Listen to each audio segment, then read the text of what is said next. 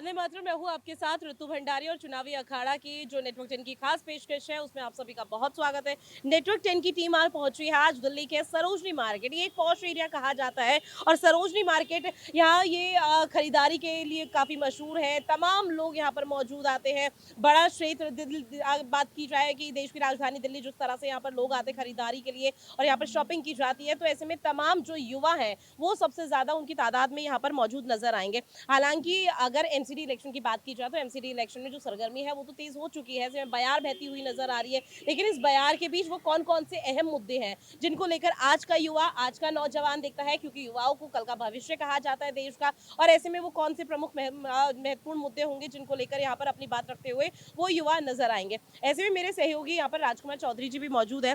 Sir, Sarojini market में हम मौजूद है, यहाँ पर सबसे ज्यादा जो तादाद है वो युवाओं की है। ऐसे में देश का भविष्य युवाओं को कहा जाता है, तो क्या लगता है कि ये युवा अपने मत को किस तरह से देखते होंगे?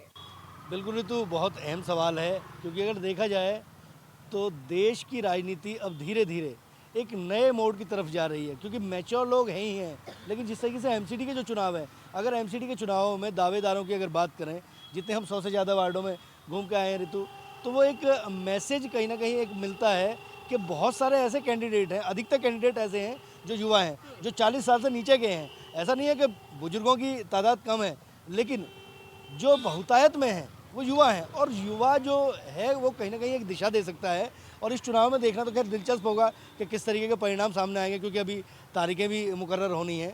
और ये जो चुनाव है, लेकिन जहां हम लोग खड़े हुए हैं, यहाँ पूरे जो दिल्ली है, पूरी दिल्ली के लोग यहाँ पे कहीं ना कहीं आते हैं खरीदारी करने के लिए, और उनसे भी एक बार आप लोग बात करेंगे तो शायद मुझे लगता है कि शायद कुछ चीज़ें और क्लियर होती हुई दिखेंगी।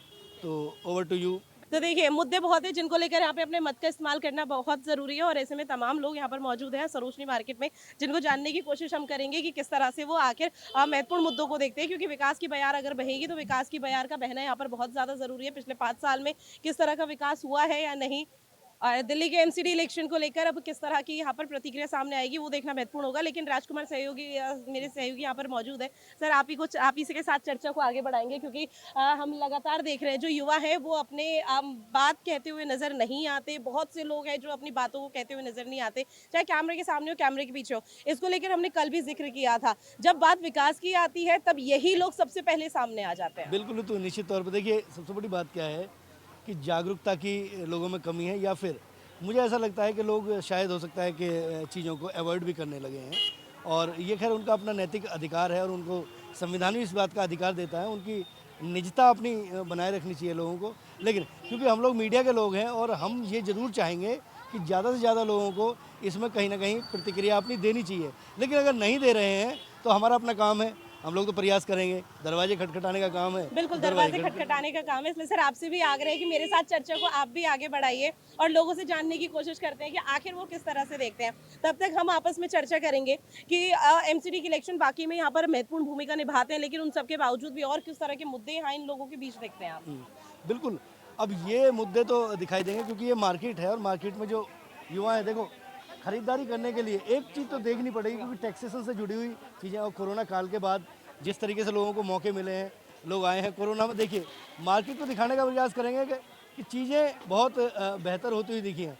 एक अंकल हैं, इनसे एक बार ऋतु बात करने का प्रयास करना हमें चाहिए, क्योंकि मुझे लगता है कि शायद मैच्योर लोग हैं और अपनी बात को शायद कहें। अच्छा भैया, एक बार बताओ, आप बताओ, ये एमसीडी के जो चुनाव आ रहे हैं नगर निगम के, इसमें क्या लग रहा है कि यहाँ दिल्ली में क्या मुद्दा हो सकता है? मुद्दा तो ये हो सकता है बीजेपी की सरकार आनी चाहिए यहाँ पे भी, दिल्ली में भी। जैसे यूपी में भगवा कलर लहरा है योगी का, वैसे दिल्ली में भी आनी चाहिए। क्यों? उसके काम अच्छे हैं ना, बहन बेटी सुरक्षित में है, हर चीज़ सब कुछ संपन्न है, सब कुछ। इसीलिए हमको चाहिए तो भाजपा सरकार आनी चाहिए। नहीं, एमसीडी में भाजपा सरकार है, यहाँ पे एमसीडी के बारे में जानकारी है आपको? नहीं, हमें तो जानकारी नहीं है इसकी। कहाँ के रहने वाले हो? कानपुर का रहने वाला हूँ। कानपुर के रहने वाले हो। आपके यहाँ विधानसभा के जो चुनाव है उसमें वोट दे के आए हो? हाँ, वोट डाला हूँ। भाजपा क्या क्या लग रहा है? बीजेपी निकलेगी। देखिए, इसे अंधभक्ति कह सकते हैं। क्यों? क्योंकि अभी परिणाम आए नहीं हैं। नो का मतलब नो होता है, यस का मतलब यस होता है। 10 तारीख को अभी काउंटिंग होगी, काउंटिंग के बाद क्या परिणाम निकलते हैं, लेकिन हाँ, लेकिन अपनी आस्था है। जो वोटर है, वोटर पूरे भरोसे के साथ ऋतु अपनी वोट देता है। तो एक बार प्रयास जरूर कीजिए अंकल। हाँ अंकल, मैं ये कह रहा हूँ कि एमसीडी के चुनाव आ रहे हैं, तो ये इसमें आपको क्या लगता है इस बार दिल्ली में क्या मुद्दा रहने वाला है? मुद्दा जो है ना उसका ही है, बस मेन जो ये महंगाई हो गई, मेन इनकी पेट्रोल वगैरह का यही बोलेंगे। विपक्षी पार्टी तो दूसरे की गलतियाँ निकालनी है, और तो कुछ नहीं करना उन्होंने। कोई भी पार्टी हो, कांग्रेस का राज होगा तो उसकी वो करेंगे। मेरे ख्याल से आम आदमी पार्टी के बंदे आने चाहिए, दिल्ली में सरकार उसकी है ना। मतलब आपके कहने का तात्पर्य है कि जो सत्ता में होता है उसका विरोध स्वाभाविक है। हाँ हाँ, कोई भी पार्टी हो उसमें। कांग्रेस का राज होगा तो बीजेपी वाले हर बात को गलत बताएंगे उसकी, और बीजेपी का राज होगा तो कांग्रेस वाले बताएंगे। तो केजरीवाल का देखो कितना अच्छा यहाँ पे दिल्ली में चल ही रहा है ना, सब हर चीज़, एजुकेशन है, दूसरा है। देखिए, लोग जो है वो अपनी बात कहना स्वाभाविक है, और ये सच है कि सत्ता में जब हम कहीं होते हैं ऋतु, तो उसका विरोध होना स्वाभाविक है। एमसीडी का जो चुनाव है उसमें क्या लग रहा है आपको कि क्या मुद्दे बहुत कुछ हैं, अभी अधूरे ही हैं मुद्दे, क्योंकि अभी पब्लिक का काम नहीं होता जो चाहिए होता है, तो लोग नाराज हैं। दिल्ली के लोग बहुत नाराज हैं। क्या होना चाहिए? देखो, काम होना चाहिए। जनता का जो काम है, जनता के हित है। ये एनडीएमसी एरिया है, यहाँ भी बहुत पेंडिंग काम है, और ये काम तो करते नहीं जब इलेक्शन आता है। यहाँ पे नहीं है चुनाव एनडीएमसी के, कारपोरेशन के इलाके में होते हैं। ये तो नई दिल्ली का क्षेत्र है ना, यहाँ पे नहीं है चुनाव। देखो, ये एनडीएमसी एरिया है, और एमसीडी में अभी देखो आप, बहुत से अधूरे काम है वहाँ पे, पेंडिंग है, वो उनको करने चाहिए। ये नहीं कि इलेक्शन। अगर मैं ये समझने का प्रयास करूं, एनडीएमसी और नगर निगम क्या अंतर है? एनडीएमसी नंबर 1 है, साफ सफाई के मामले में, हर चीज़ के मामले में, और कारपोरेशन के मामले में नहीं है, वहाँ पे नहीं है जो एमसीडी है।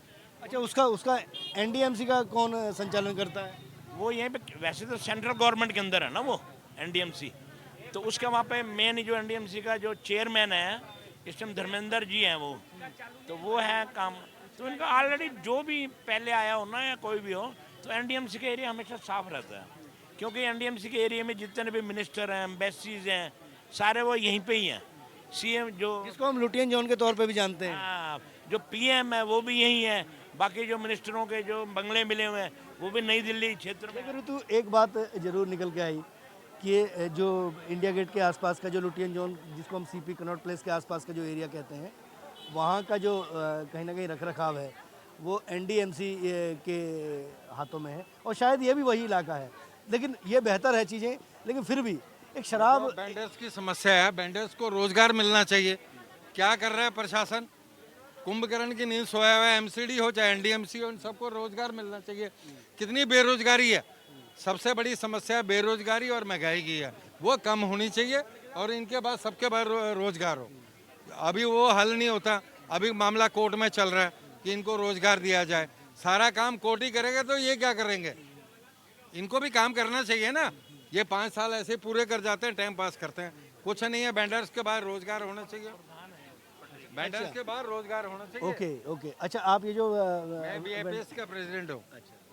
देखो, कैमरे लगे हुए हैं, एनडीएम से साफ सफाई सब अच्छा है, पर लोगों को रोजगार मिले। अच्छा, बेरोजगारी की समस्या है। आप लोगों की ये जो दुकानें हैं, ये पटरी जो है, इसका लाइसेंस वगैरह कुछ मिलता है? इनका लाइसेंस इनको मिलना है ना, वही तो वेंडर्स है। कितने साल हो गए अभी तक इनका टाउन बेंडिंग कमेटी नहीं बनी। जुडिशल कमेटी होती तो कब का न्याय मिलता है, सबके बाद रोजगार होता है। आइए आपके साथ एक बार थोड़ा सा चलते हैं, देखते हैं इसको। ऋतु, बिल्कुल एकदम शानदार। देखो, लोगों, आम आदमी को ना हिंदुस्तान में रहने का अधिकार है, और रहना भी चाहिए। बिल्कुल बिल्कुल। और हर किसी की एक समस्या है, हर किसी के समस्या के समाधान जो है सरकार को इस तरीके के प्रयास जरूर करने चाहिए।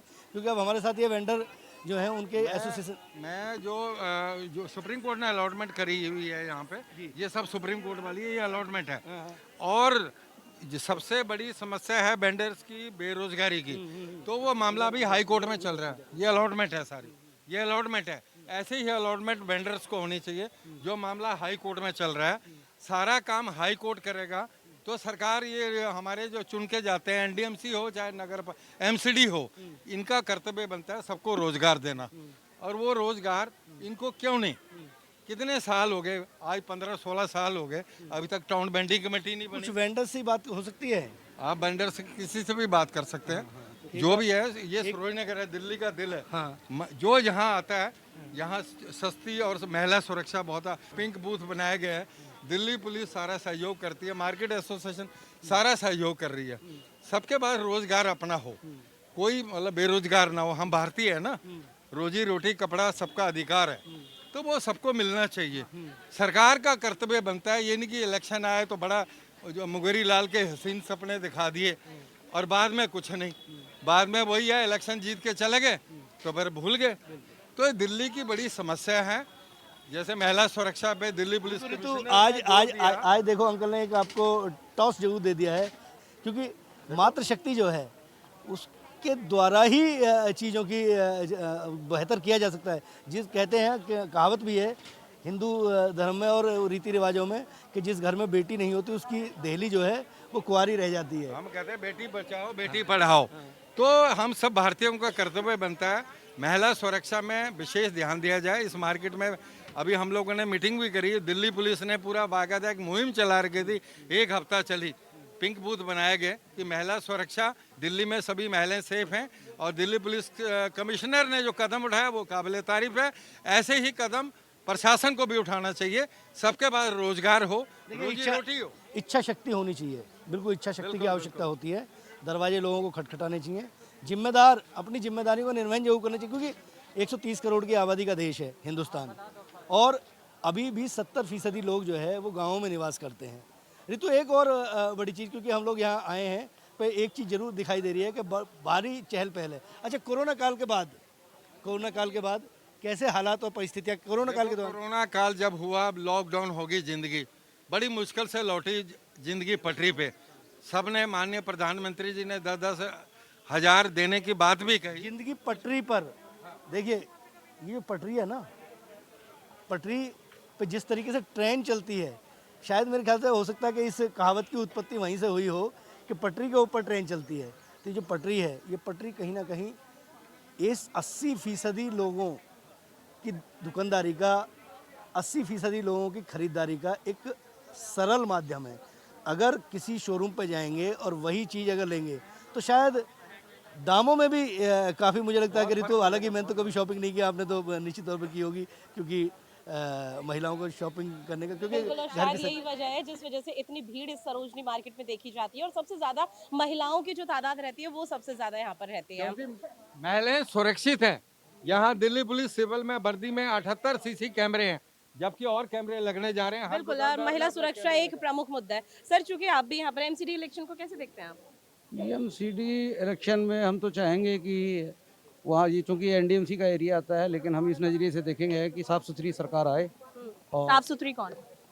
भारतीय जनता पार्टी, एमसीडी में तो बीजेपी का ही कब्जा है। तो जहाँ पे कब्जा, अगर उन्होंने काम नहीं किया तो बदल दे, जनता स्वतंत्र है। हम इसका तो क्या लग रहा है, दिल्ली में आपने कई इलाकों में घूमे होंगे, क्या विकास हुआ है पिछले 5 साल में? विकास तो, जो सड़कें उनकी स्थितियाँ खराब है। अब नई दिल्ली की हम स्थिति खराब हो रखी है।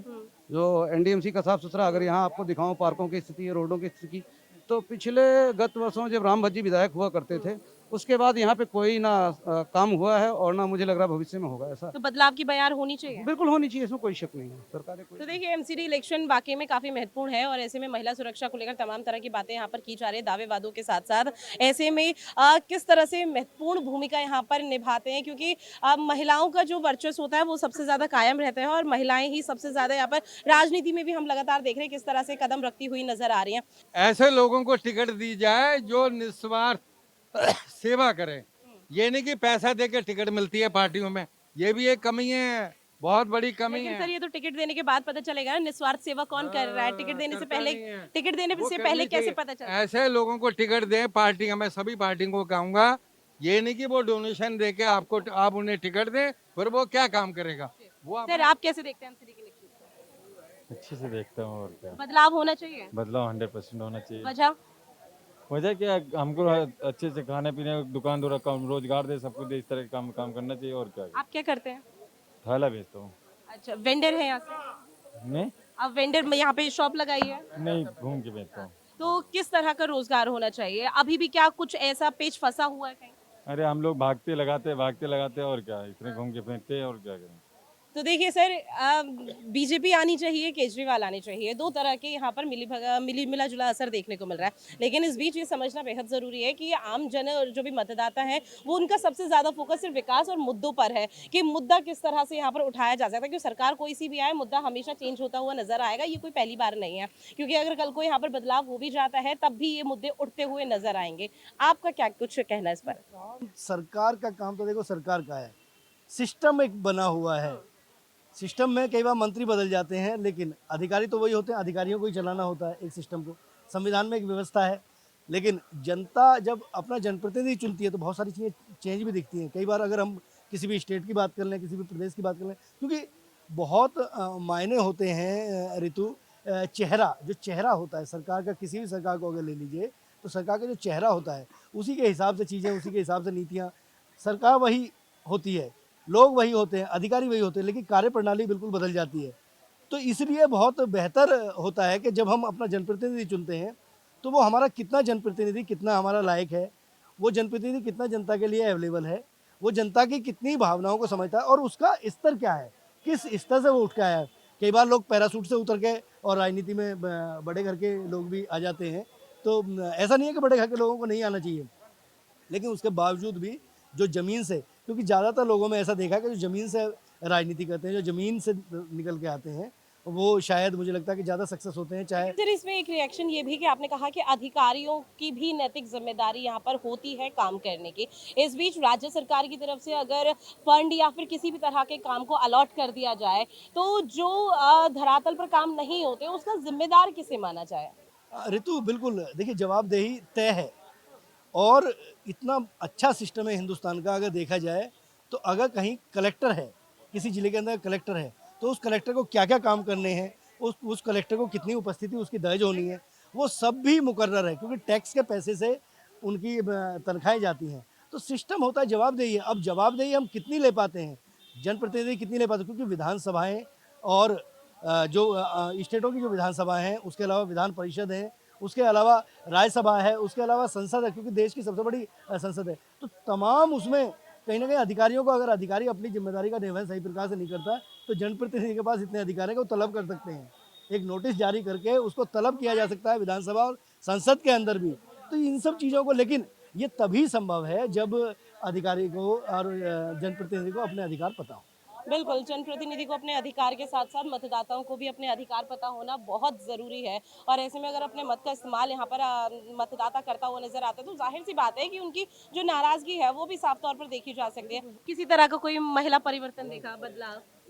अब यही है कि लड़कियां इंडिपेंडेंट बन रही हैं। अब पहले क्या है, अपने घर में रहती थी, आज निकल रही हैं, जॉब कर रही है, अपनी स्टडीज कंप्लीट कर रही है, तो सबसे बड़ा तो यही है। दिल्ली में सुरक्षित है महिलाएं? मैं तो हूँ।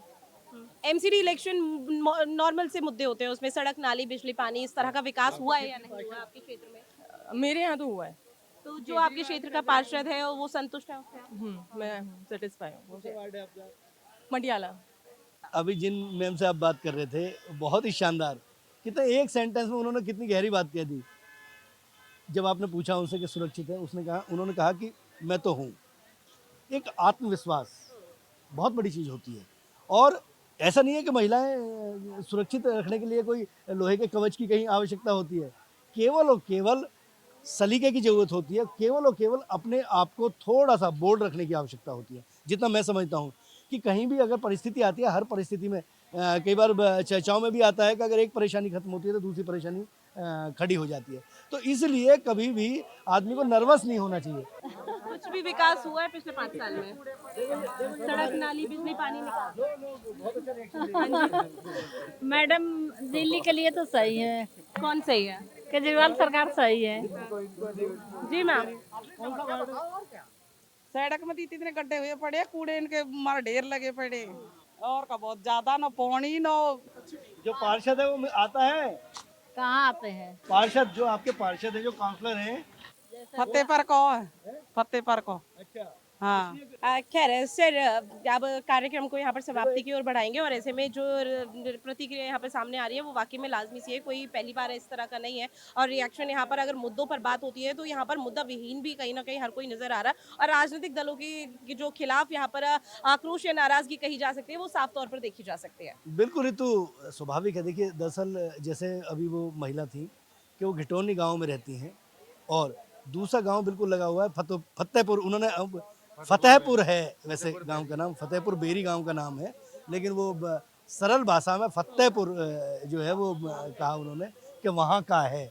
तो एक ये मर्म होता है। देखिए आम आदमी जो है वो ये चाहता है कि उसकी व्यवस्था सही तरीके से चले, जैसे कूड़े के ढेर और उस तरीके की जो बातें कर रहे हैं वो बिल्कुल, क्योंकि इतने सारे वार्डों में हम लोग गए हैं और बहुत सारी समस्याएं हैं, उन समस्याओं के समाधान को 100% किसी को संतुष्ट नहीं किया जा सकता, लेकिन उसके बावजूद भी काम करने की तो ज़रूरत होती है, तो काम तो करना पड़ेगा।